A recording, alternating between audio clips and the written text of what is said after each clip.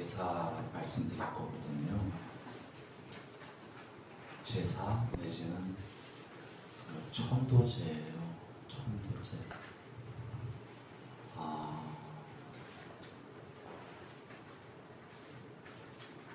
조기경전, 원음경전, 부처님, 석가모니 부처님 말씀에 쫓아서 드릴 것이기 때문에요. 여적 들었던 대승이라는 아마 대승이나 혹은 토속신앙이랑은 조금 다를 수 있습니다. 결론부터 얘기하고 들어갈까요? 천도에는 두 가지가 있죠. 하나는 보통 승가에서 하는 천도는 좋은 곳 보낸다라는 의미죠.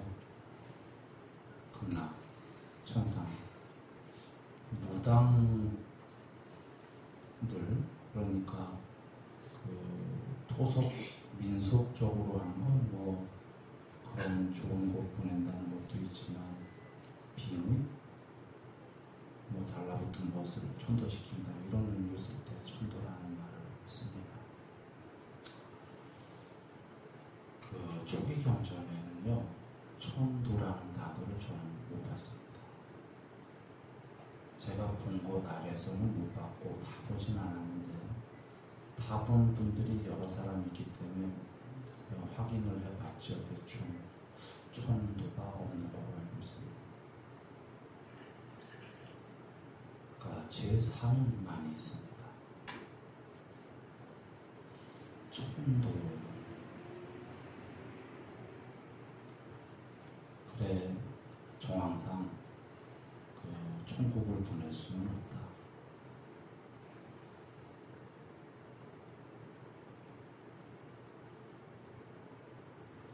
가 되는 거죠. 이렇게 여겨보셔야 될 것 같아요.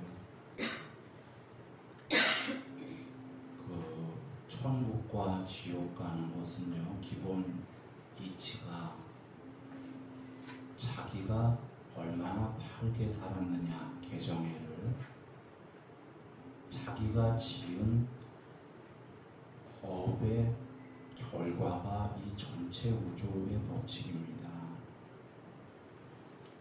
살기를 이치에 안 맞게 나쁘게 살았는데 자손이 간절히 바란다고 내지는 일단 자손이 간절히 바란다고 천국에 간다면 나쁘게 사는 사람이 이게 이치에 안 맞죠. 그리고 법이 높은 사람이 대신해서 예를 들면 스님이 천국을 가라고 대신 빌어준다 이거죠. 천도가. 그래도 천국에 가는 건 이치에 안 맞습니다. 그리고 진정으로 법이 높다면 그 법이 높은 스님이 천국 가라고 이치에 안 맞는 것을 대신해서 해줄 기가 불가능한 겁니다. 나쁘게 살았는데 법이 높은 스님이 나쁘게 사는 사람을 천국 보내주세요, 극락 보내주세요 하고 천도한다고 그러면 그것이 그 스님이 법이 높다는 게 맞지가 않는 얘기입니다. 나쁘게 사는 사람은 나쁘게 가야 하는 겁니다. 전체 법칙이 깨지는 거예요. 누가 빌어갖고 나쁘게 살았는데 극락 가고 거꾸로 극락 가게 살았는데 저주해갖고 나쁜 데 보내고 이럴 수가 있다면 우리는 지금 공부할 필요 없는 거예요. 막 공부할 필요 없습니다. 그냥 어떤 법이 높은 사람에게 나쁘게 막 살다가 돈 좀 팍 주고 낮은 극락을 보내주라 하면 되는 거 아닙니까? 마치 면죄부라는 게 있었죠, 옛날에. 어느 정도 죄를 면죄해준다. 그것은 불가합니다. 여전히 석가모니 부처님께서는 저는 절대적으로 가능하다고 믿습니다. 온 우주를 그 정도 가능한 게 아니라 온 우주의 모든 중생을 단 한 번에 해탈해라 하면은 해탈할 게 가능하다라고 저는 믿습니다. 그러나 그분은 그렇게 안 하신다. 혹시 왜 안 하시는 줄 아세요? 중생이 원하지 않기 때문이에요. 말은 우리가 해탈을 원한다고 하지만 왠가 감각적 즐거움을 다 없애겠다. 해탈은 사실은 그거예요. 해탈의 낮은 단계가. 그대들의 감각적 왠각 즐거움을 지금 다 없애주마 하면 누가 그거 하려고 하겠습니까? 천상은 감각적 오용락이 엄청 큰 데예요. 해탈 말고 조금 낮은 세계는 극락은 그런 데를 바라지 않겠어요? 그 너머의 완전한 해탈을 어쩌면 중생이 안 바라는 겁니다. 부처님께서야 한 번에 다 해주실 수 있겠지만 그것을 안 하신다. 그러나 또 우리들은 그럴지도 모르죠. 해탈은 말고 그럼 천상까지만요. 극락까지만요. 부처님 뭐 다 해주실 수 있지만 그렇게 하시겠습니까? 그래서 우리가 지은 대로 우리가 공부한 만큼만 그 가는 것이 옳은 거죠. 그럴 수밖에 없고.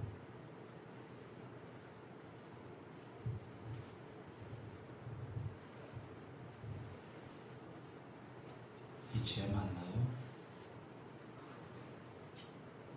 이치에 맞습니다.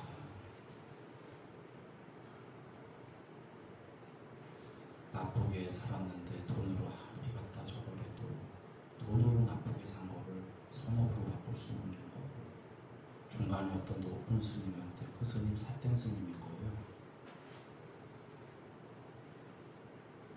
법이 높은 사람이 나쁘게 사는 사람을 높은 데 가라고 이렇게 할 수 있는 사람이 누가 있겠습니까? 그런 의미에서 일단 천도는 불가하다.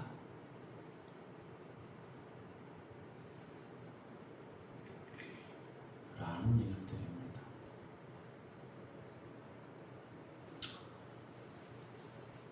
아까 그 토속신앙에서 영가들 뭐 이렇게 하는 거, 나가라 몸에서 뭐 영가천도 이런 거는 더 말해 무엇하겠습니까?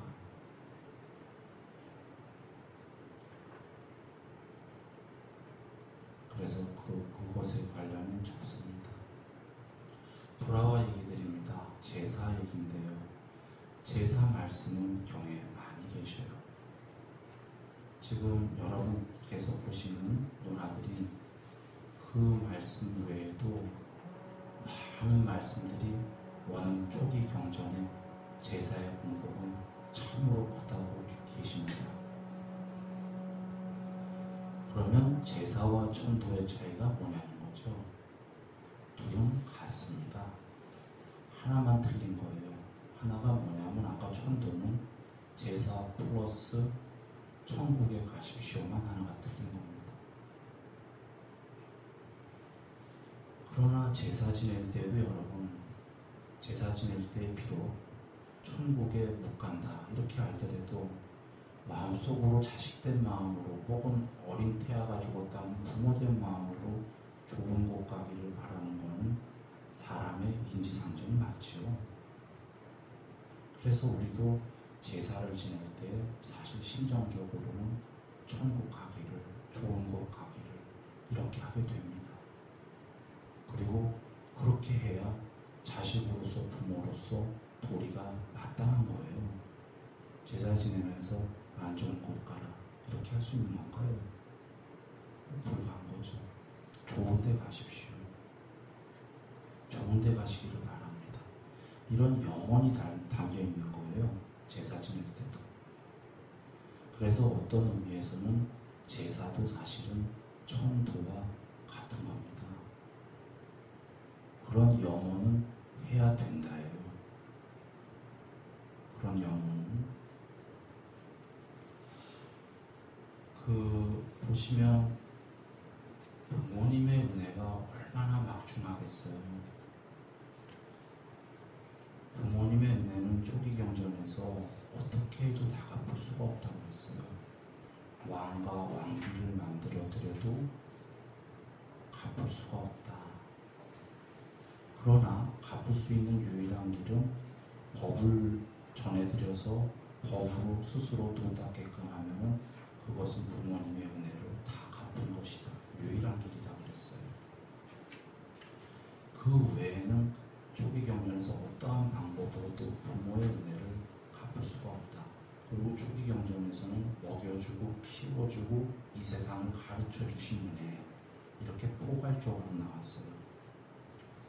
여러분 혹시 아시는 불설 대부 부모 존경이라고 많이들 알고 계실 거예요. 그것이 초기 경전에는 없는 걸로 알고 있습니다. 대승에 있는 건데요. 그러나 그 안의 내용은 참으로 훌륭해요. 그래서 잠깐 얘기 드리면,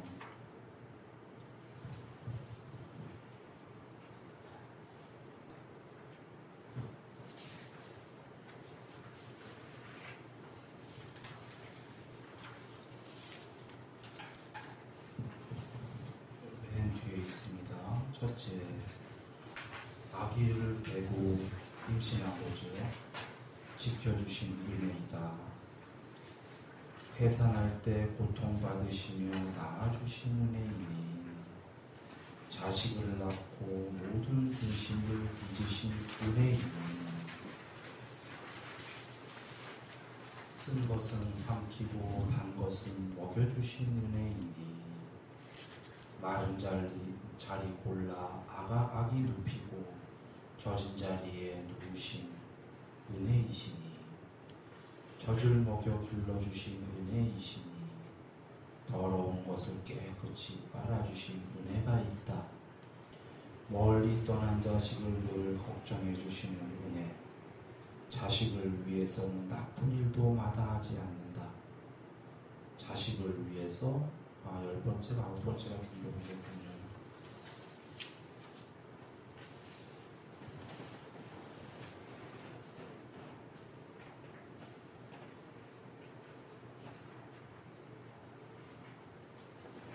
끝까지 사랑하고 가엾이 여기시는 은혜, 이렇게 은혜가 계시죠.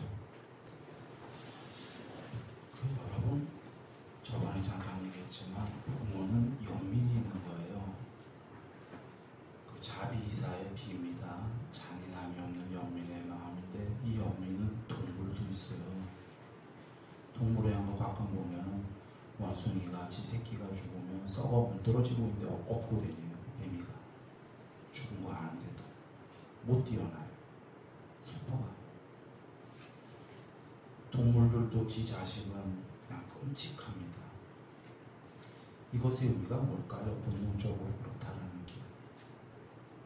물론 첫 번째로는 결과적으로는 연민이에요. 자식에 대해서는 끝없는 연민이 있기 때문에 이 부모의 은혜는 갚을 길이 없는 거예요. 연민이라는 게 뭐냐면 나는 희생당해도 좋은데 너에게는 끝없이 주겠다라는 거예요. 이거 한번 세상을 여겨보세요. 세상에 부모 외에 정말 나에게 연민을 가진 자가 있는지 있다면 부처님 분이실 겁니다. 배탈하신 스승님 분이시지. 다 이기적으로 돌아가는 이 세상에서 나에 대해서 내가 못났던 잘못을 저질렀던, 물론 가끔 화내시겠죠. 너무 답답하고. 그때뿐이지 끝까지 돌봐주시는 분이 부모 외에 혹시 있나요?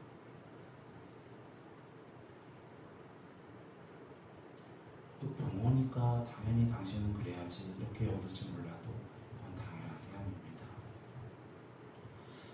결과는 연민인데 원인은 뭐냐면요. 초기 경전에서 부처님께서 한 겁을 사는 동안에 전생에 조상 아니었던 사람은 내 자식, 내 형제 아닌 사람은 다 했는데 그 중에서도 거의 다 형제 자매고 가족인데 지금 부모의 연을 맺은 분들은 오랜 세월 동안 너무나 가까운 분이었던 거예요. 사랑으로. 그래 부모로 왔고, 그러니까 너무 가까운 전생의 기억은 못하지만 너무나 서로 돌보던 사이이기 때문에 그 부모님이 그렇게 자식에 대해서 연민을 갖고 있는 겁니다.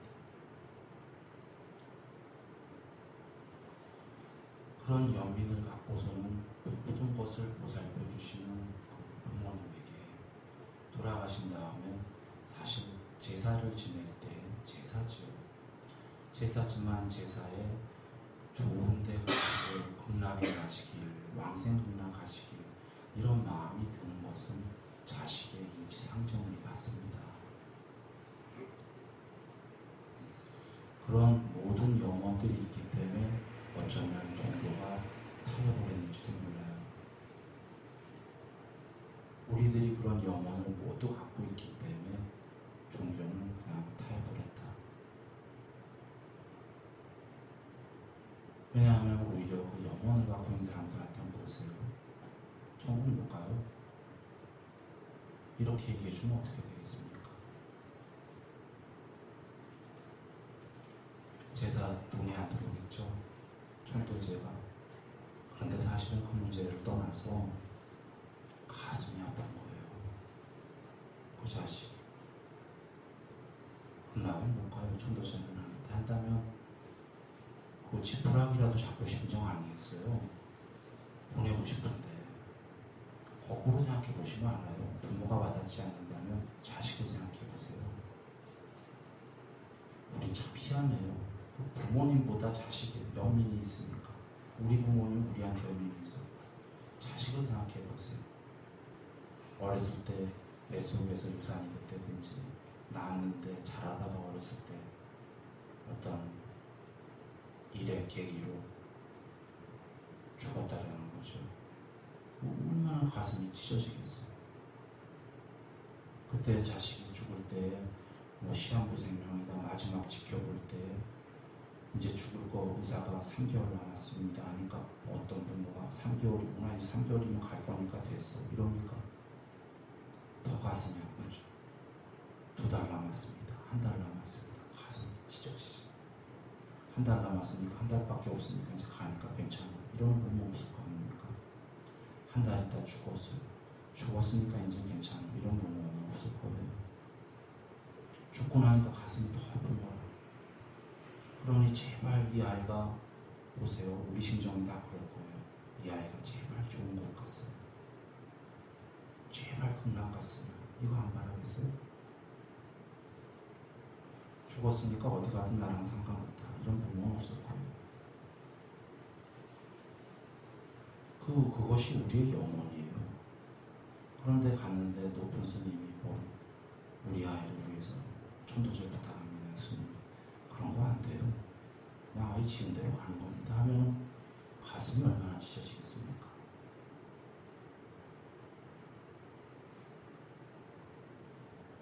그리고 부모님 마음이야. 그때 어떤 마음이겠어요? 정성이 지극하면 돌 속에도 꽃이 핀다.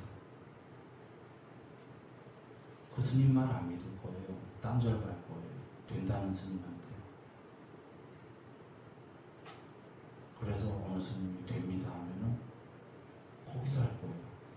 그리고 그것이 됐던 안 됐던 그분은 그 부모는 마음에 커다란 위안을 받을 거예요.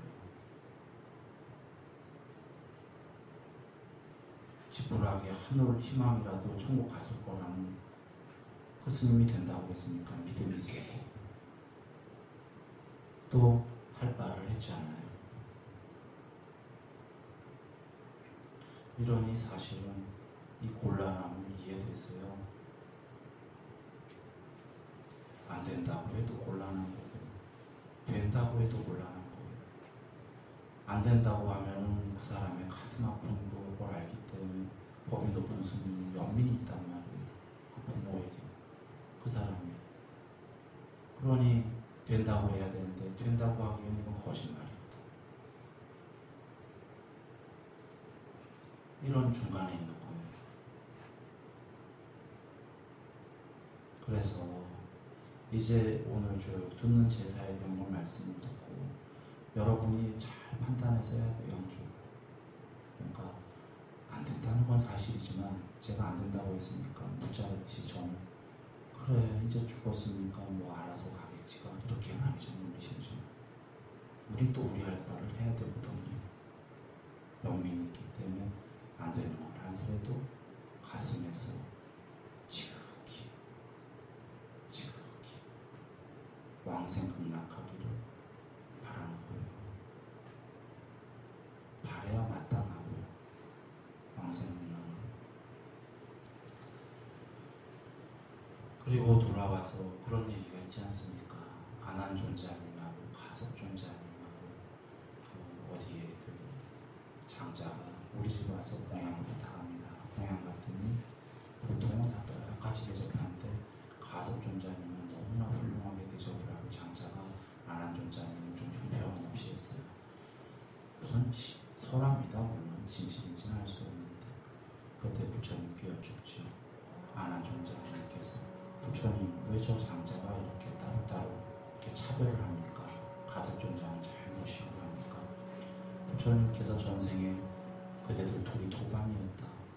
도반이고 길을 가는데 길에 구렁이가 죽어 있었다. 죽은 구렁이를 보고 안한 존자는 아나가 너는 그냥 지나갔다. 너는 그냥 지나갔는데 그때 가섭은 그 멈춰서 갖고 구랭이야.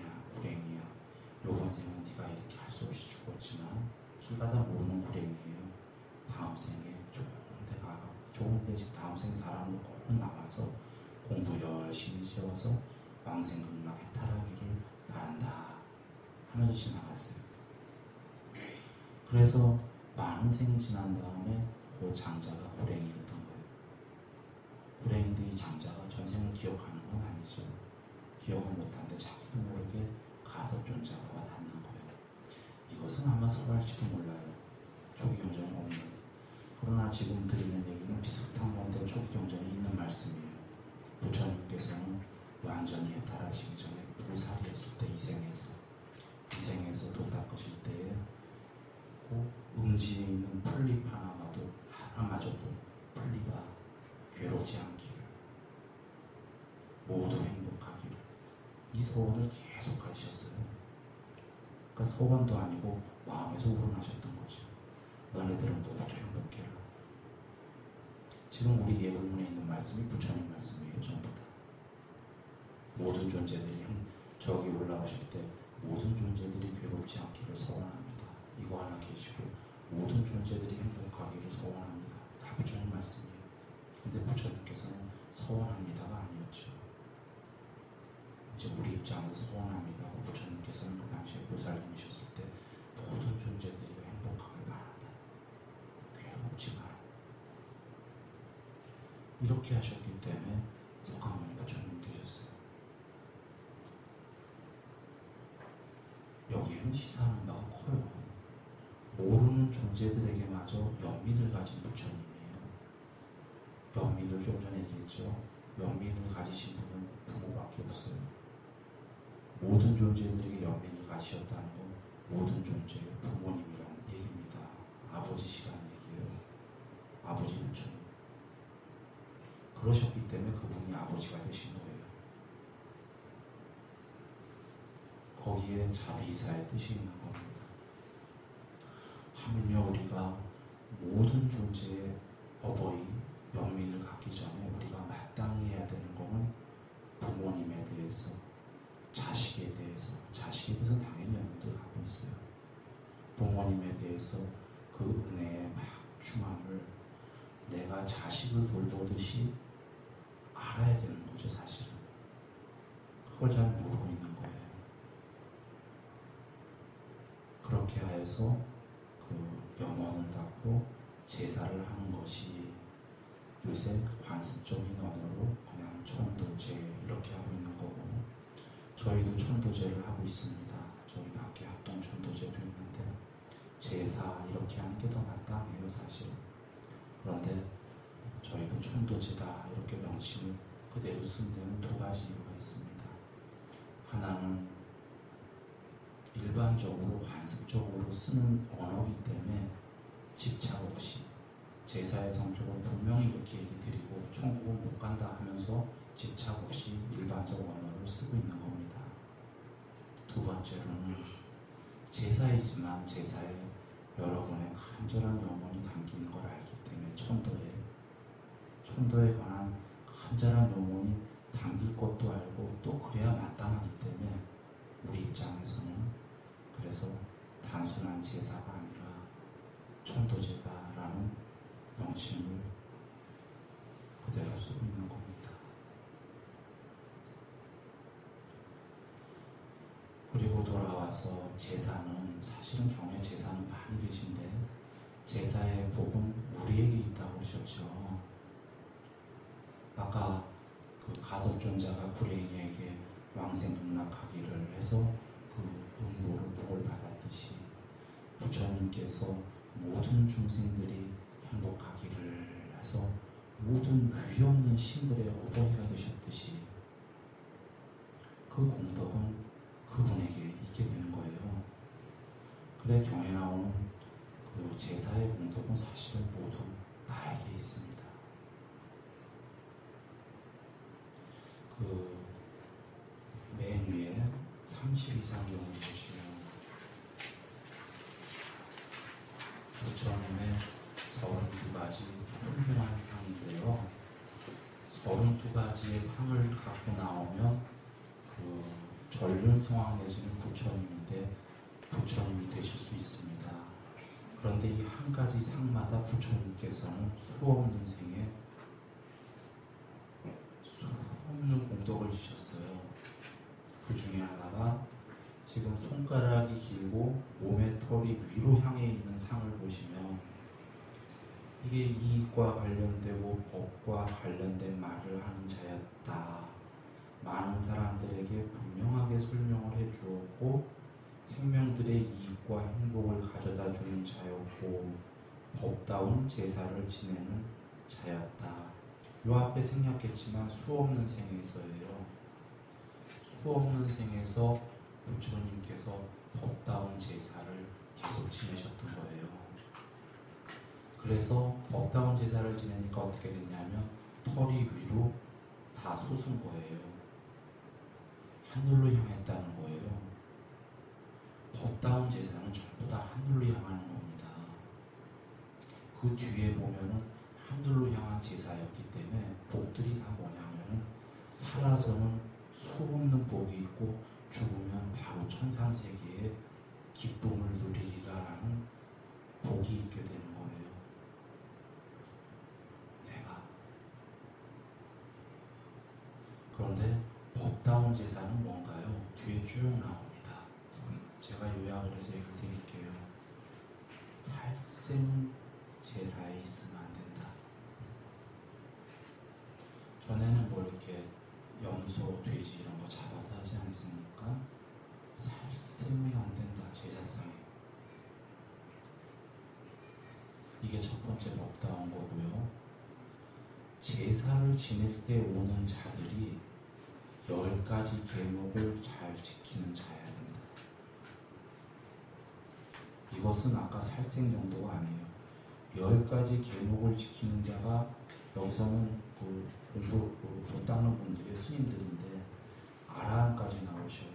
그런 분들이 오게 되면은 그 제사는 의 없는 제사다.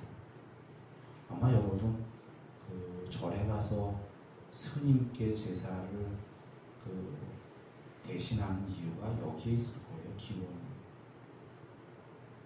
지금 한두 군데가 아니라 제사의 모든 경우에서 부처님이 일관되게 말씀하시는 게 계를 부족한 계정에 왕 공부 많이 된 사람이 참석하는 제사가 제일 높은 제사라고 보셨어요.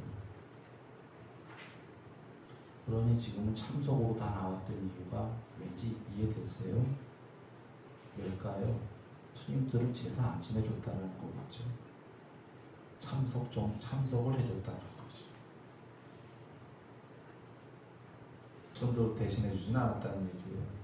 근데 참석한 거로 이제 하는 거에 의미가 있는 거죠.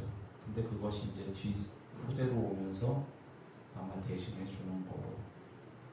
이렇게 맡겼겠죠. 그래서 그 법이 높은 사람이 참석을 하게 되면은 그 제사가 위에 없는 제사다, 법다운 제사다, 이렇게 돼요. 법다운 제사의 큰 내용은 다 지금 제사 관련된 경우는 다 이 두 개예요. 하나는 살생이 있으면 안 된다.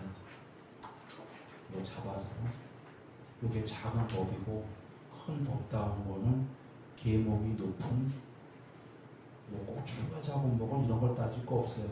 출가 제가 따질 거 없이 계목이 깨끗한 사람이 있어야 된다는 거예요.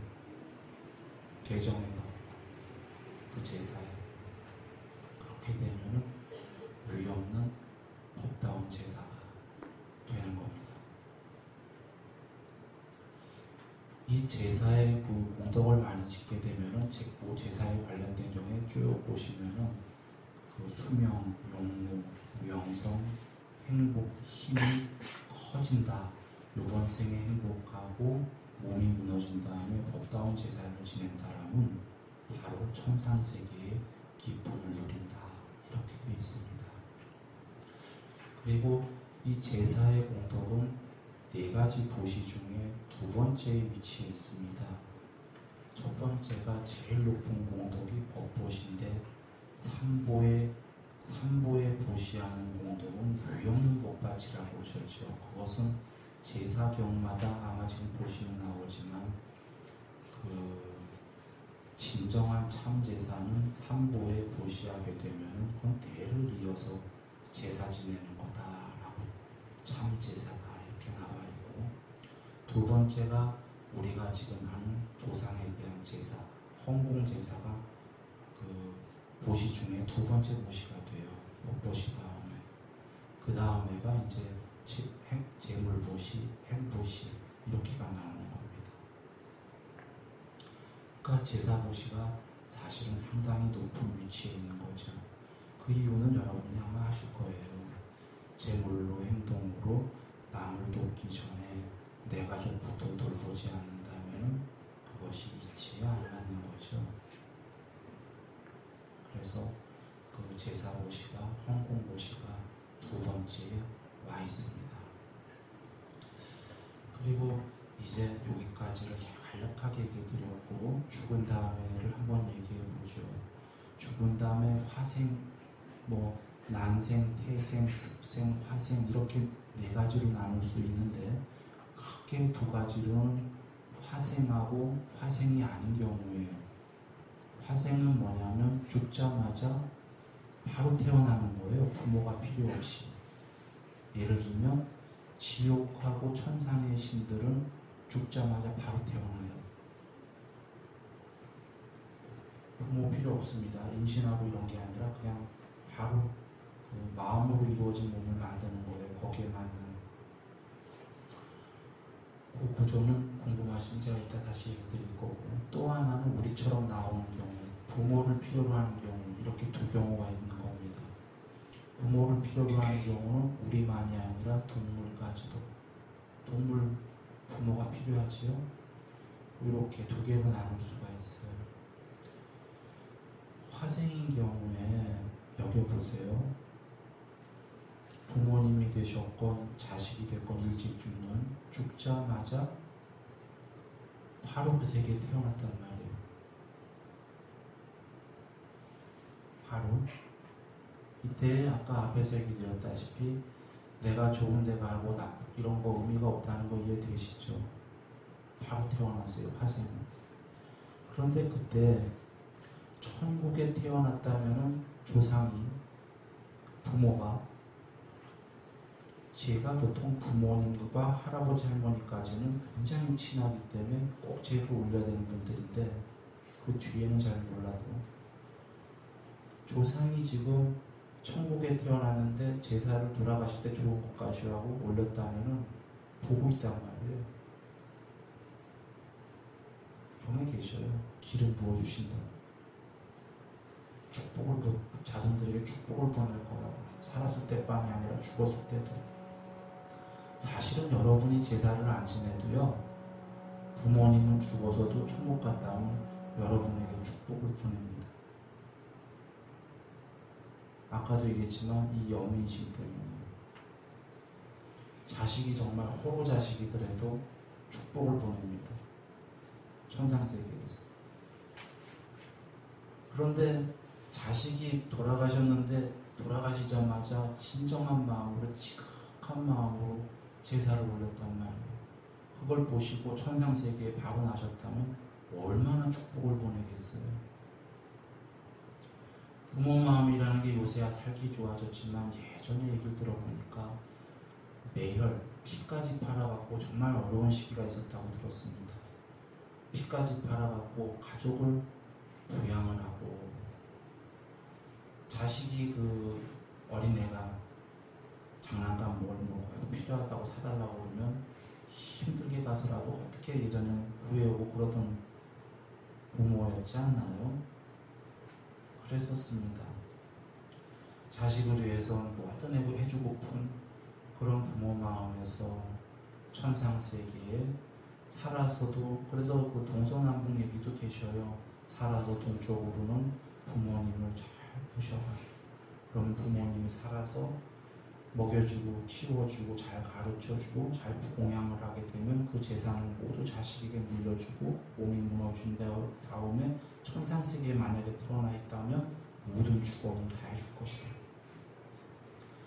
여러분 신들한테도 가끔 우리는 기복들 하잖아요. 신들이 굉장히 높은 신들이겠죠. 그러나 아무리 높아도 피부치가 아니에요. 열심히 기도해도 이렇게 줄까 말까 할 수도 있어요. 부모님은 열심히 기도 안 해도 필요해요 하면은 어떻게 쓰는지 하려는 게 부모님입니다. 그러니 조상보다 더 높은 신들이 다 있지요. 그러나 사실은 자기 부모님 조상에게 잘 보이는 게 훨씬 큰 겁니다. 직접적이기 때문에 더 큰 높은 신은 나를 조금밖에 안 도와줄지도 몰라요.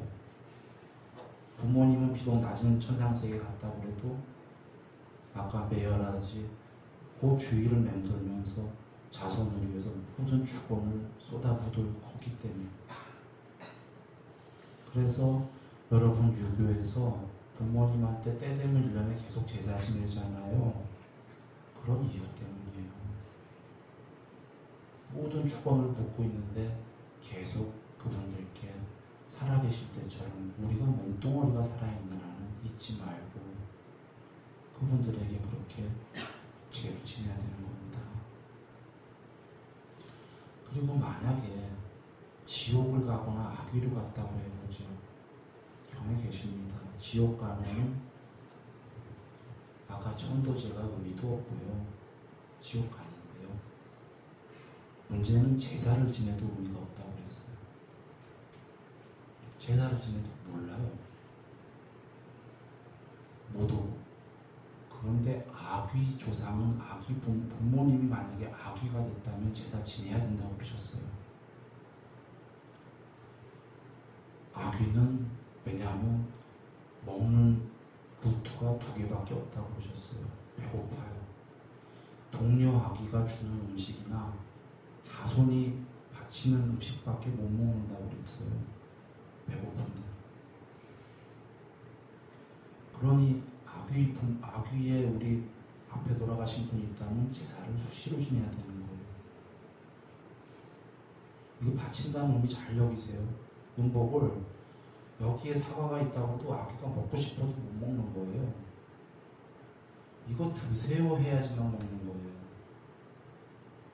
마음대로 못 먹고 우리 음식을. 이해되시죠? 안 그러면 그냥 아귀가 여기 있는 음식 다 먹으면 되는 거죠. 이거 드셔요 할 때만 먹을 수 있는 거예요. 그리고 아까 동료가 준 거는 뭐냐면 동료가 이제 예를 들면 뭐 우리 조상님 이거 드셔요 하면 그분이 먹다가 남으면 옆에 동료들이 아끼 부르다가 그래서 누가 뭐라고 그러는 거죠. 그거밖에 없는 거예요. 그때 브라만이 이 말씀을 듣고 부처님께 여쭤요. 우리 조상에는 아기가 없다. 우리 조상 다 좋은 데 갔다. 그러고 싶겠죠. 영원히. 그런데 부처님께서 한 거불 사는 동안에 위에 조상이 없다는 건 말이 안 된다는 거지. 이체 맞지 않는다. 수없는 아기 조상이 있을 거라는 거. 그런데 마찬가지로 이런 생각도 들 수도 있어요. 아이, 내 앞에 다 돌아가신 분들인데 못 드시던 말던 나라. 아까 제가 얘기했지만 자식으로 자꾸 얘기하는 게 자식에 대해서 연민심이 있기 때문에 내 자식이 지금 죽었는데 혹시라도 모든 경우수가 생각이 날 거예요. 자식이 죽으면 천상 갔을까? 아기가 됐을까? 혹시 모르니까 열심히 한 달에 한 번, 보름에 한 번, 일주일에 한 번, 3일에 한 번 응복하라고 간이라도 제사해야겠다. 이런 생각 안 들겠어요? 배고플까봐. 내 자식이네. 정말 간이로라도 뭐 형식을 차리는 게 아니라 조금만 단을 해서 자기 집에서 사과 이렇게 꼭 풀 거예요 아마. 사실 그걸 잘하는 사람들이 힌두교인들이에요. 힌두교인들 최소 3번 이상은 자기 집에 뭘 다 각자 모셔놓고, 물론 이제 잡신이기 때문에 문제인데 계속 저거 하잖아요. 꽃과 향을 뿌린단 말이죠. 그래서 그 아귀일 경우에는 이제 이럴 수가 있다. 그런데 한번 사람으로 오는 경우 생각해 보자고요. 여러분 49제 많이 아시죠? 49제. 49일 안에, 이제 49일 안에까지는 정도의 차이가 있지만 맥시멈 49일 넘어가면 다 어디로 간다 이런 거잖아요. 그래서 그 안에 한다. 이거 별로 의미 없는 거예요. 오늘 지금 제사에 대해서 다 얘기 드리려고 합니다. 그 49제가 왜 의미가 없냐면, 뭐 의미가 아닌 표현이 있긴 한데, 사람으로 태어나는 경우는 어떻게 되죠? 경에 계셔요. 전에 한번 얘기 드렸는데, 어떤 사람들은 100년 있다 난다, 윤회의 기간이, 어떤 사람은 즉시다, 뭐 10년이다 이렇게들 얘기하는데 이 기간이 없는 거예요. 아뢰야식으로, 형체 없는 아뢰야식으로 대기한다고 보셨죠. 죽자마자 아뢰야식으로 대기했다가 부모가, 양쪽 부모가, 아버지와 어머니가 내가 받을 전생에 지은 업에 인과 응모에 딱 수학적으로 맞아야지만 들어간다고 했죠. 경에 계셔요.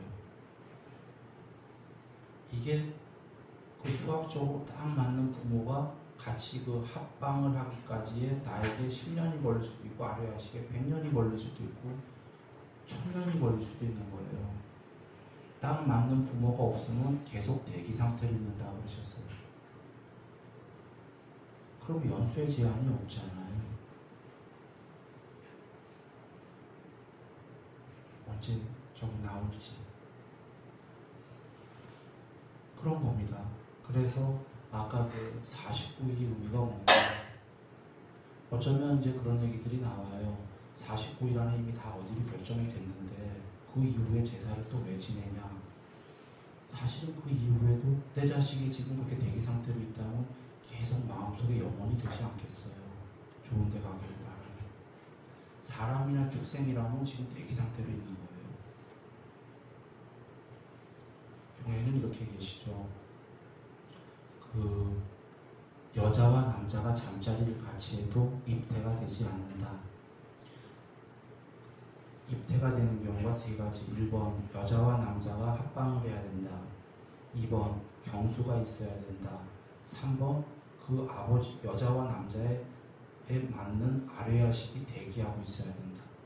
이 경우에만 그 아뢰야식이 양쪽 부모가 응고에 딱 맞기 때문에 뱃속에 들어가서 입태한다. 이렇게 되어 있는 거죠. 그래서 이런 의미로 저번에 이 얘기 드렸습니다. 조금 옆길을 빠지겠습니다. 부모님이 잘못한 건 하나도 없다. 부처님께서 부모가 잘못해도 전부 다 그건 절대로 부모 잘못이 아니다가 잘못 받을 망정 그대가 전생에 지은 업으로 그걸 받으려고 택해서 들어갔다는 거예요. 부모가 양쪽이 있다. 그래서 잘못된 걸 받더라도 자식 입장에서 그렇게 생각하면 안 된다고 그랬던 거예요. 실제로 자기가 받을 걸 받으러 들어간 거니까 물론 부모 입장에서 또 그렇게 생각하면 안 돼요. 부모 입장에서 그래도 이게 사실이긴 하지만 잘못한 거는 참여해야 되는 거죠. 아까 마치 극락을 보낼 수는 없지만 심정적으로 자식이 극락 가기를 바라듯이 그런 겁니다. 그러니 그 세 가지 경우 수가 딱 돼야지 운이 언제 올지 모르잖아요. 사람이나 동물로 되게 되면은. 그래서 그때 언제 올지 모르니까 우리는 마음의 영혼을 계속 담아둬야 되는 거죠. 티베트 불교의 49제로 돌아갑니다. 티베트 불교에서 죽자마자 밑에서 이제 높은 스님이 빛과 어둠이 보이는데 죽은 사람에게 사자에게 사자에서의 빛으로 가라 빛으로 가라 이렇게 얘기한다고 했어요. 그러면 빛으로 갈 수 있다. 불가합니다. 나쁘게 산 사람은 예를 들게요. 이거 실제인데 예를 듭니다. 뱀파이어라는 거 우리 들어보죠. 흡혈귀나 뱀파이어 어둠 속에서만 있죠. 빛에 나가면 죽지요. 나쁘게 살아온 사람이 껌껌하게 사는 거예요. 정에도 흙과 백이라는 말씀이 나와요. 거묵게 살았다라는 거예요. 계목을 안 지키고. 거묵게 사는 사람 보고 빛으로 나가라고 하면 돌았어 그래요. 죽음이기 때문에요. 검게 사는 사람한테 빛이 죽음이에요.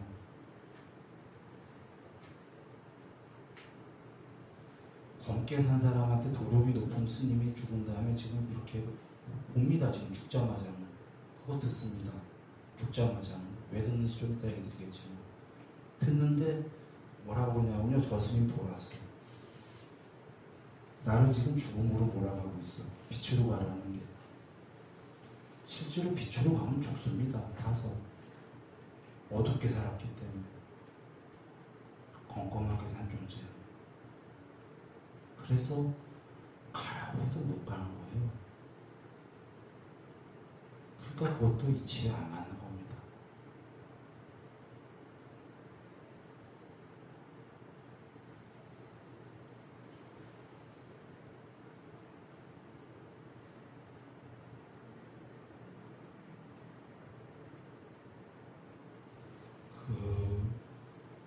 어떤 이렇게 비유해 볼까요? 감각적 욕망 어떤 하나가 특별히 좋아하는 것들이 대부분 계실 거예요. 그 감각적 욕망을 쫓아간 사람들에게 주위에서 그거는 큰일 납니다.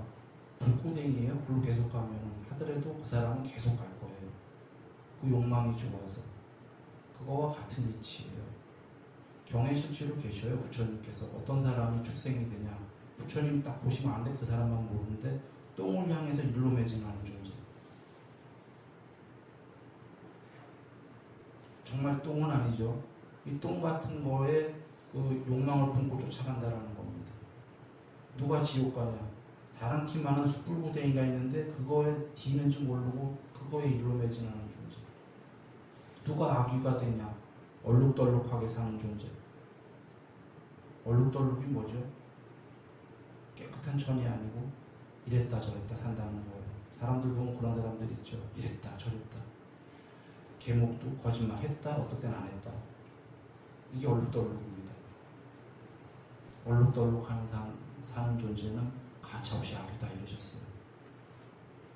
그러니 그 다음에 얼룩덜룩은 아니더라도 흠은 조금 있는데 선명하진 않고 무성한 나무에 평평한 땅 위에 나무가 자라는데 잎사귀들이 그래도 풍성해요. 그것이 그림자가 땅 위에 비추인 것처럼 산 사람은 사람이 돼요. 이 의미가 뭐냐면 그래도 평평한 땅으로 살았다라는 거예요. 심지가.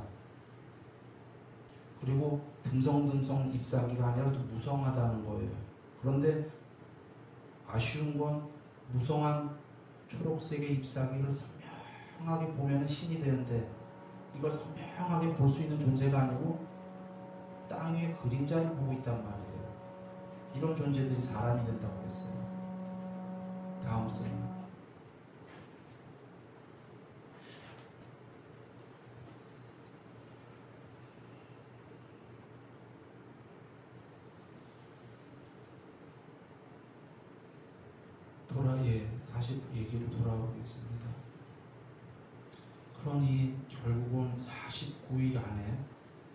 49일보다 더 있을 수도 있어요. 아까 아뢰야식 상태로.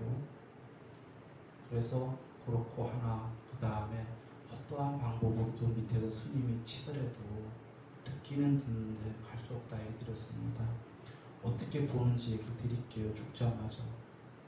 죽자마자 부처님 말씀 먼저 드리겠습니다. 사람은 죽자마자 의식과, 살아있을 때 대낮의 마음이에요. 의식과 몸뚱아리 소멸한다.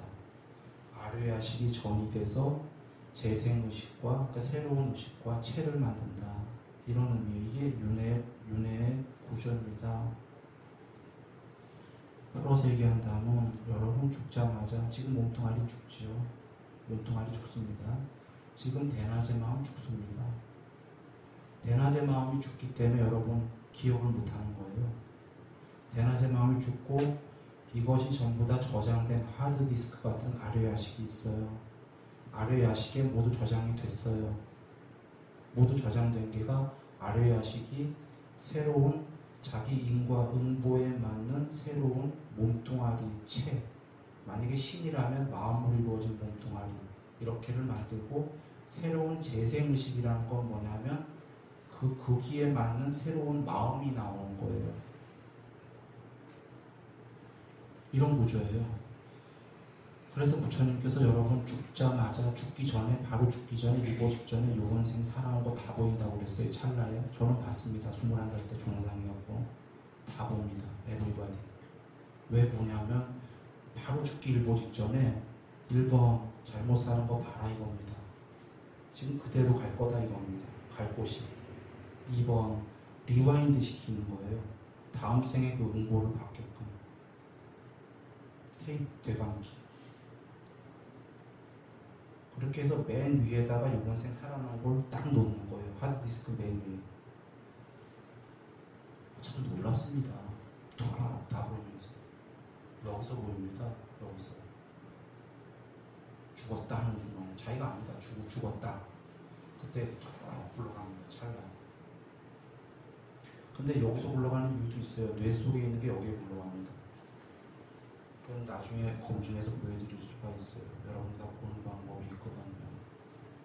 돌아와서 요 얘기랑 잠깐 다른 얘기합니다. 꿈인데 여러분 성인이 과하게 얘기하는 게 하루에 한 2시간가량 꾼답니다. 꿨다가 잠들었다 하면서. 그런데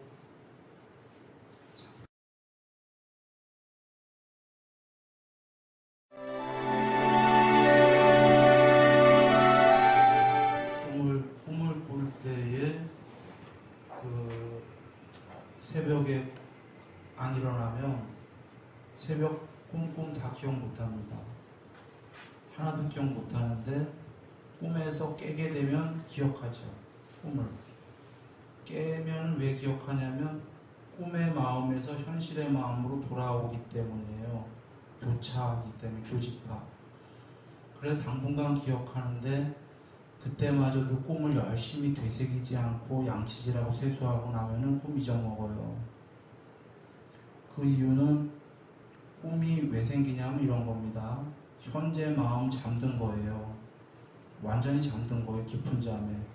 잠들면은 여러분 누가 몸 찔러도 모르잖아요. 몸도 잠들었잖아요. 일종의 작은 죽음이에요. 현재의 대난 마음이 잠드니까 아뢰야식과 자유우진 의도, 색수상 행식 중에 행식인데 이 행식이 못 견디는 거예요. 새로운 걸 경험하고 싶어서. 그래서 자유우지가 아뢰야식에 있는 감각적 욕망 중에 제일 큰 거를 끄집어내서 서로 조합을 해갖고 꿈에서 새로 만들어요. 몸뚱아리를, 마음이랑 꿈의 세계를 창조해요. 이런 구조입니다. 색수상행식 중에 색은 몸이요, 수는 느낌이요, 상은 인식작용인데 잠들면 요 세 개가 잠든 거예요. 대낮의 마음이라는 게 몸뚱아리, 느낌, 인식작용. 행식은 잠 안 들었어요. 이 의도하고 아뢰야식은. 이 의도라는 건 자유의지에 해당합니다. 로봇가 아니다 이거예요. 스스로 움직이는 자유의지인데 의도인데.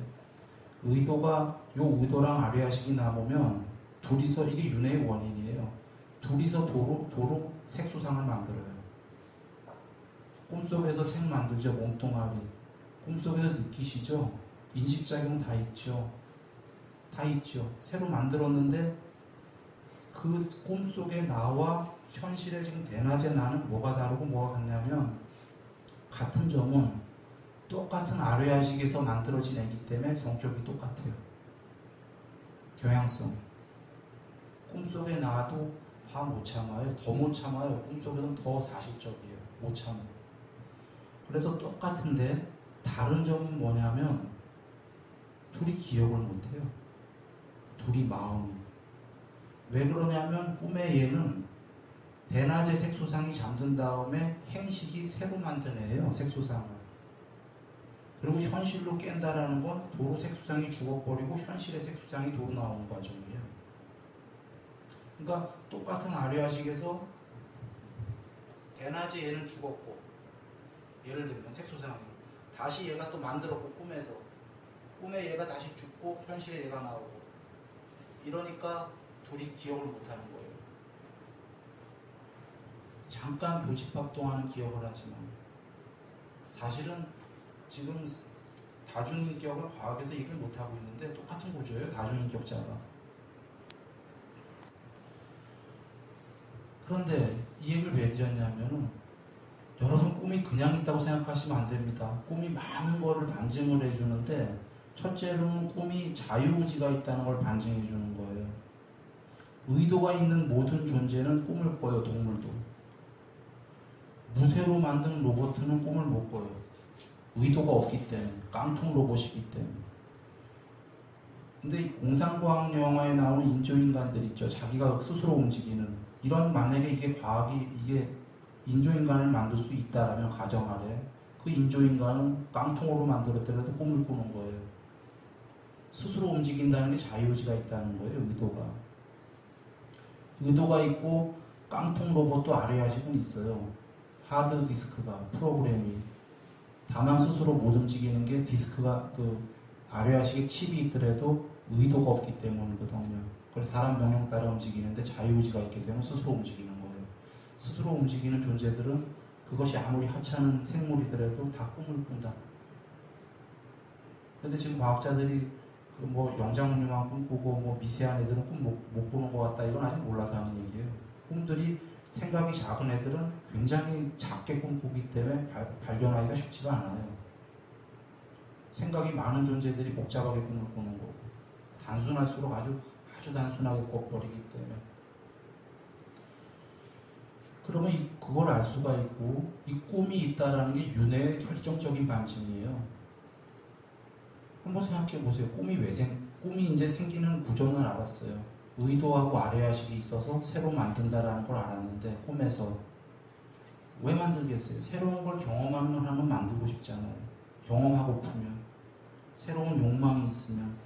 그래서 부처님께서 욕망하는 한은 끝없이 윤회한다고 한 거예요.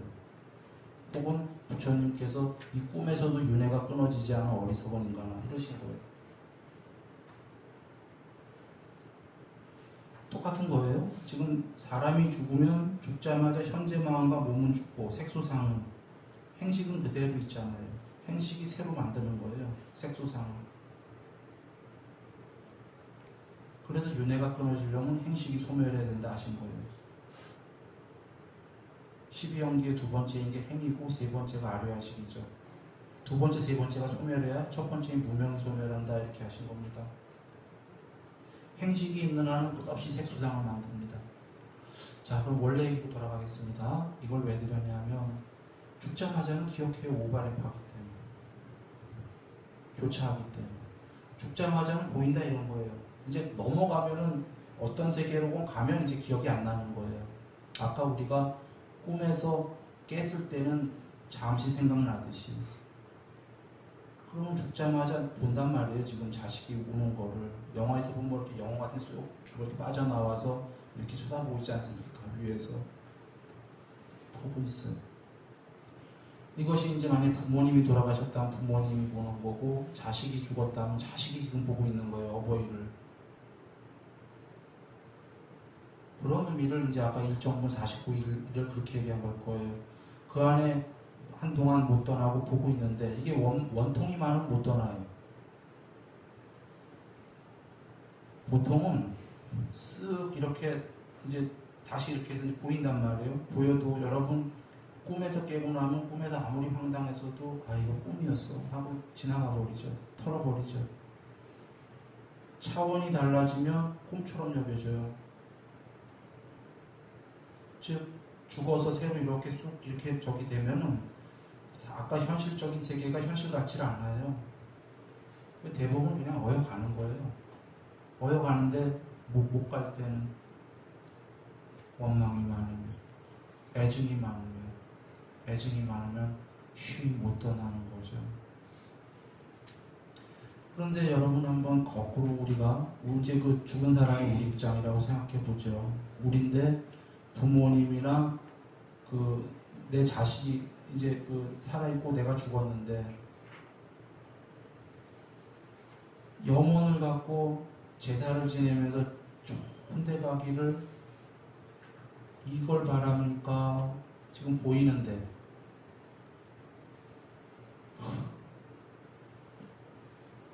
덤덤한 걸 바라겠습니까?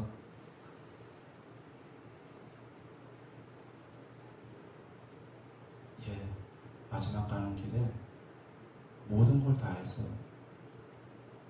마음을 다해야 되는 거예요. 지금 보고 있다 이런 얘기입니다. 떠나기 전까지 보여진다. 그러나 가고 나면 이제 기억은 안 난다. 그러나 천상세계에서는 신들이 온다. 그 자식을 돌본다. 이런 의미가 됩니다.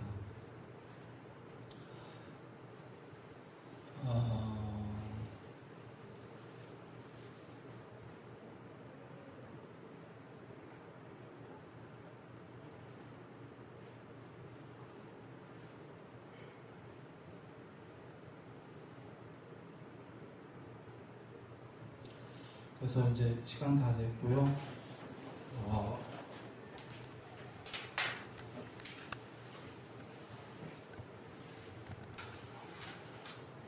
결론을 요약을 해드리면요.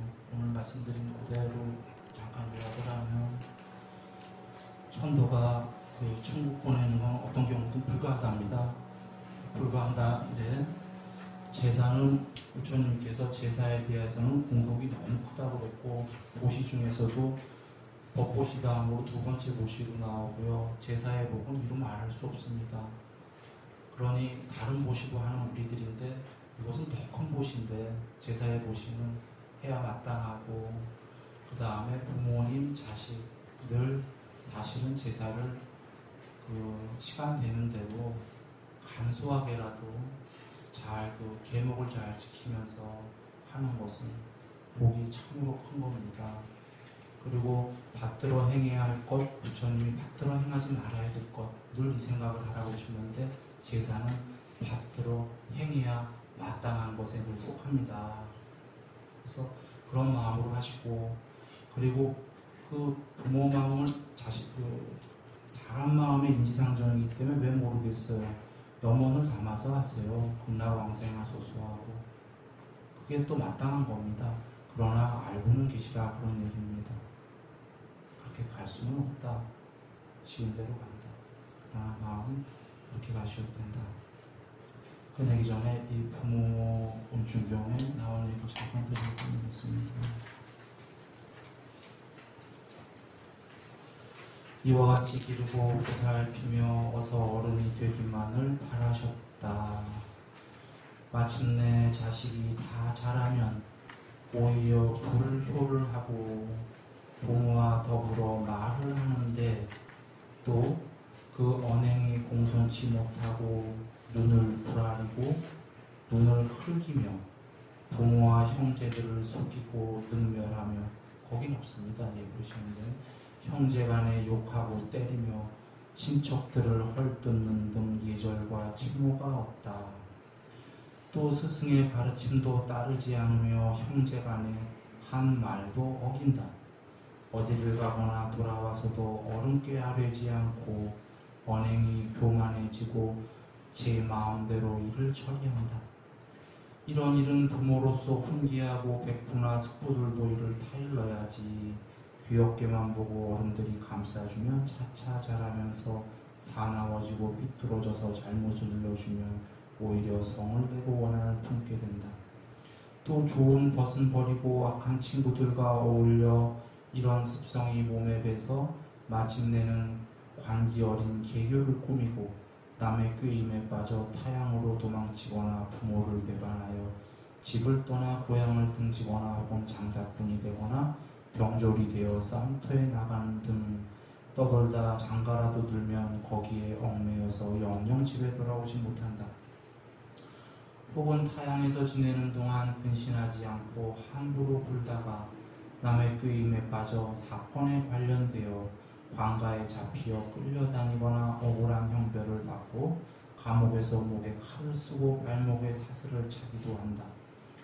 혹은 병에 걸려 고통받고 재난을 당해 곤하고 괴롭고 굶주려도 돌봐주는 사람도 없이 고생하다가 마침내 남의 미움과 천대를 받고 의지할 데도 없이 길거리로 쫓겨나서 죽게 되어도 누구 한 사람 구원해 주지도 않으니 읽고 죽은 뒤에는 시체가 붓고 썩고 햇볕에 쬐고 바람을 맞아 타양 땅에서 백골이 이리저리 굴러다니게 되니 일가 친척과 만나고 즐긴다는 것은 영영 이루지 못하게 되네. 부모의 마음은 늘 자식을 따르고 근심 걱정이 끊이지 않으니 혹은 피눈물을 흘리며 울어 눈이 어두워지고 심하면 장님이 되기도 하고 혹은 너무 서러워 기진하여 병이 나기도 한다. 혹은 자식 생각에 몸이 쇠약해져서 죽기도 하며 외로운 혼이 되어서도 끝내 자식 생각을 잊지 못한다.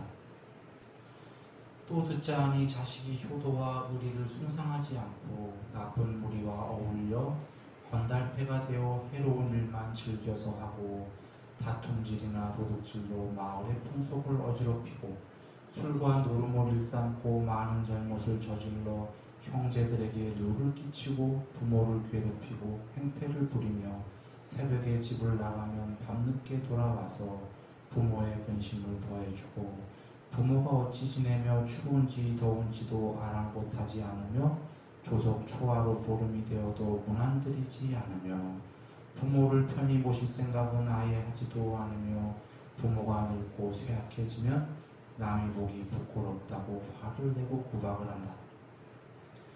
또한 부모 중 어느 한쪽이 홀로 되어 쓸쓸히 지내게 되면 마치 잠시 머물고 있는 손님처럼 대하고 기거하는 방에 먼지나 흙이 쌓여도 청소하지 않으며 부모님이 기거하는 곳에 들려 문안하거나 보살피는 일이 없고 춥거나 덥거나 굶주리거나 목이 마르거나 아랑곳하지 않고 일체 단절하고 사니 부모는 낮이고 밤이고 늘 탄식하고 슬퍼하며 지내신다.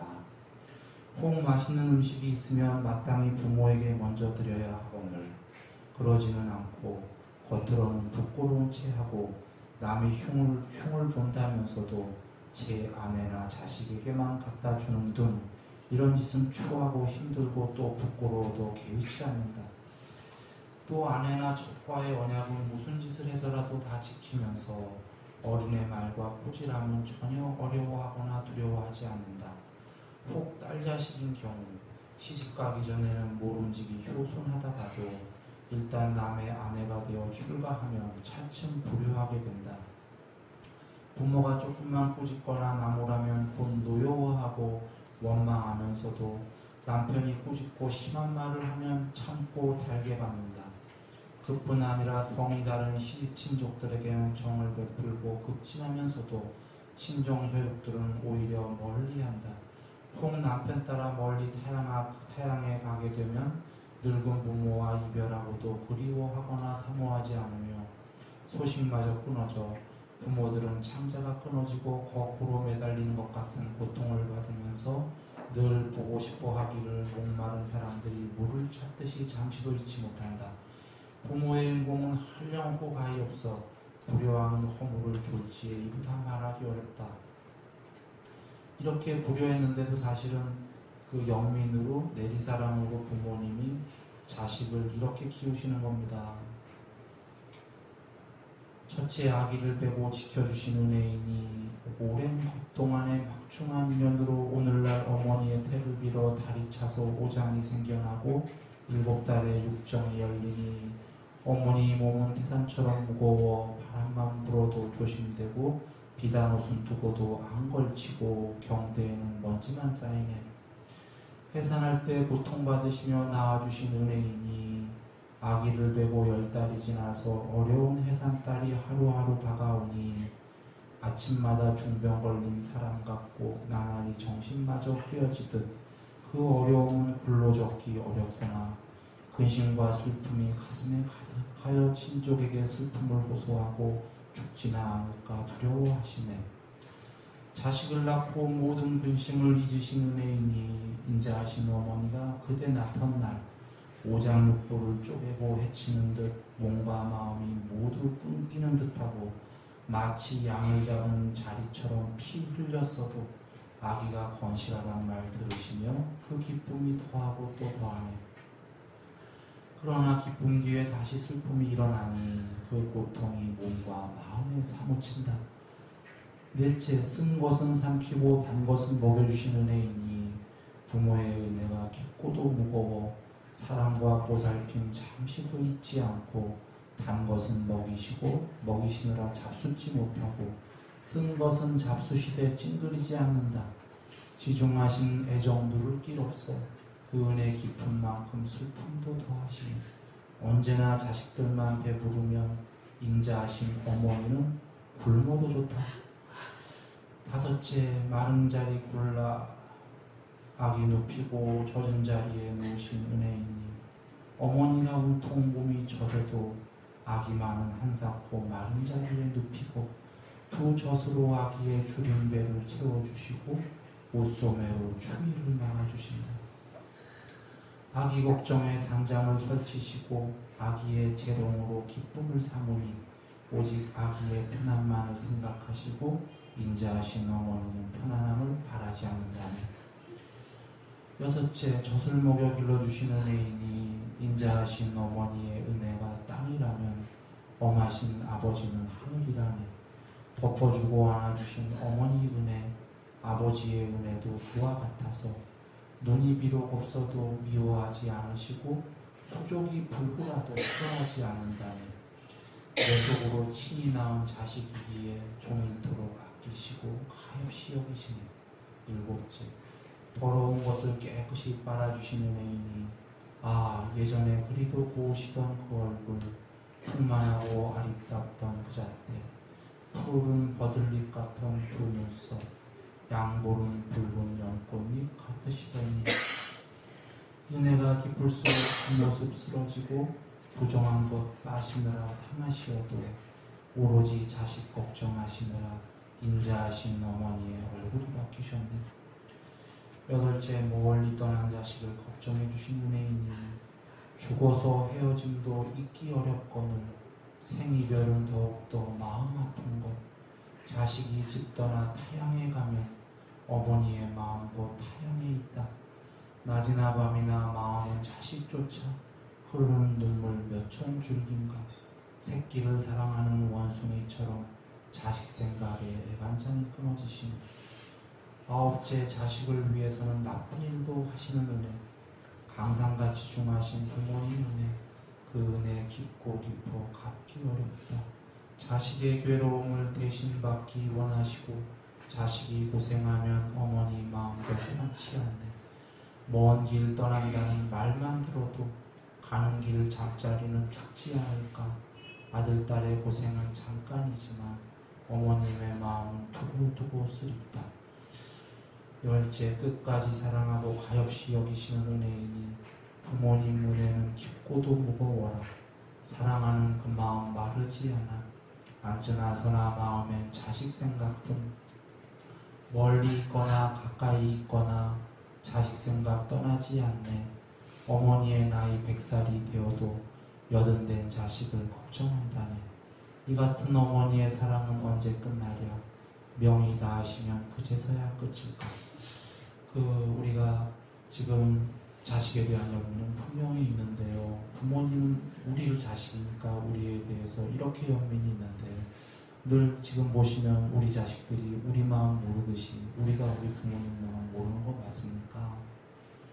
한 가족이, 그러니까 우리의 부모님과 우리의 자식까지 이렇게 좀 넓히면 이제 할아버지 할머니까지가 그 가족이 행복하면 사실은 거의 삶의 도의 마음 공부의 90% 이룬 겁니다. 인류를 한번 보세요. 내 자식은 영민하고 그렇게 이뻐하고 저거 하면서 내 부모가 우리 생각하는 거 우리 모르잖아요. 잘 사실. 이렇게 되니 이게 올바르다고 얘기할 수 있나요? 마음 공부 닦기 전에 사실 이거부터가 돼야 되는 거고요. 이게 되면은 마음 공부의 80%, 90%다 된 거예요. 가족이 행복하면 여기 분명히 얘기 드립니다. 이 사람 행복합니다. 몸이 무너진다면 지금 말씀처럼 하는 분 바로 천상세계에 태어난다고 부처님이 말씀하셨어요. 그러니 사실 이거부터 안 하면서 닦겠다고 하니까 이 도가 쉽지가 않은 겁니다. 예. 그래서 얼마나 쉬워요. 내 자식 사랑 우리 하잖아요.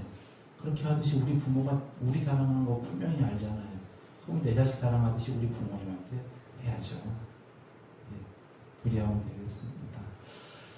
자, 그렇게 돼서요. 모두 바로 지금 행복하고 축복받는 가정이 계시고 마음 공부에 충만한 행복을 이루시고 그러기를 정말 바랍니다.